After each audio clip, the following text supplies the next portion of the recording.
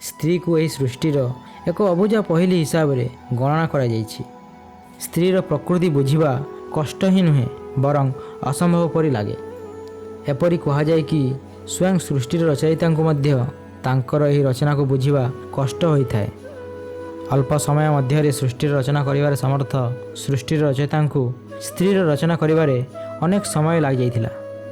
सृष्टि विलंब होथिबार देखि देवदूत माने मध्य तांकु प्रश्न करिया पई तांको पाखरे पहुँचिले।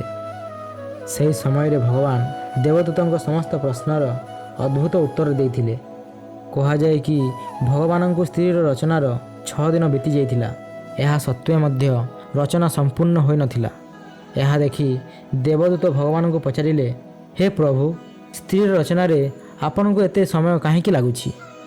तेबे भगवान उत्तर देले, हे देवदूत, आपण माने कौन मोर यही रचनार समस्त गुण विषय जानिछंती? यह मोर सही रचना जीए जे कौनसी परिस्थिति आसुना कहीं प्रत्येक परिस्थिति रे छिड़ा होई रही पारिबो। परिस्थिति जहाँ होना कहीं से समस्त को खुशी रे रखिबो।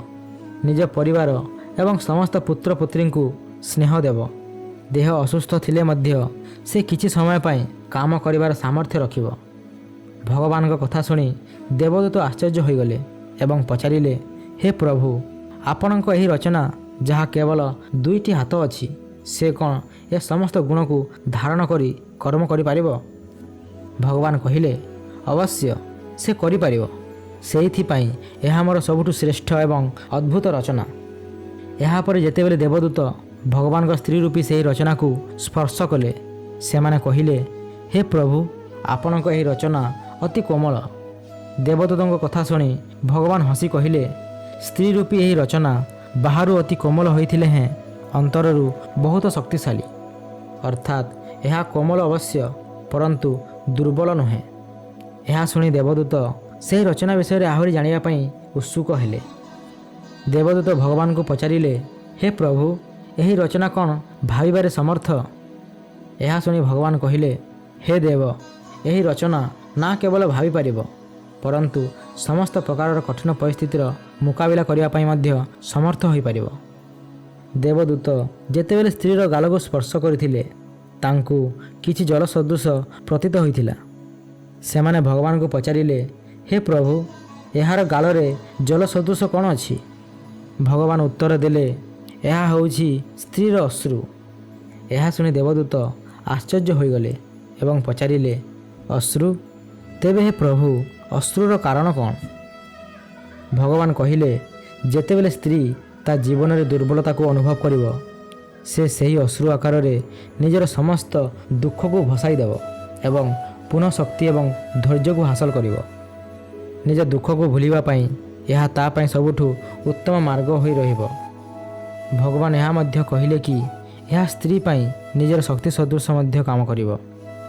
देवदूत यह शुणी भगवान को कहिले, हे प्रभु, आपण धन्य, आपण यही सृष्टि को अनेक विचार पर रचना करिथिबे। भगवान कहिले, यही स्त्री रूपी रचना निज परिवार शक्तिर प्रतीक हेब एवं प्रत्येक परिस्थिति रे निश्चल रही सामना करिवो। देवदूत कहिले, हे प्रभु, तेबे यही रचना एबे संपूर्ण होला परि प्रतीत होउछि। भगवान कहिले, ना, एबे मध्य यही रचना रे किछि त्रुटि अछि एवं यह हेउछि कि यही रचना स्वयं निजर महत्व भूलिଯିव। से केते महत्वपूर्ण ताहा से जानी पारिब नाही। दर्शक बंधु, भगवान को द्वारा रचित यही रचना विषय रे आपण माने एबे जानी सारिथिबे कि जने स्त्री पाखरे एते गुण केमिति रही थाए।